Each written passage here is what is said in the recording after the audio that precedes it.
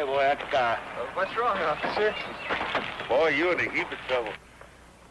Violation City Orders 11-14, operating a racing type vehicle inside the city limits. Oh, officer, this is the new Dodge Challenger RT. It's not a racer. Ain't I? What kind of tires, them, boy? Optional polyglass GTs. Racing tires.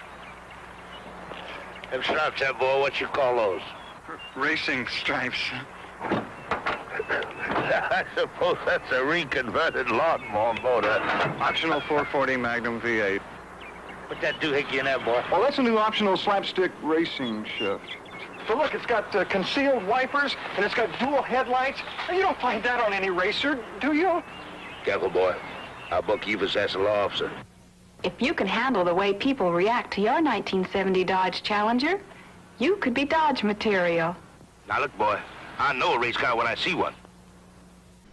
Hey, if you want to see more videos like this, press the subscribe button and the like button.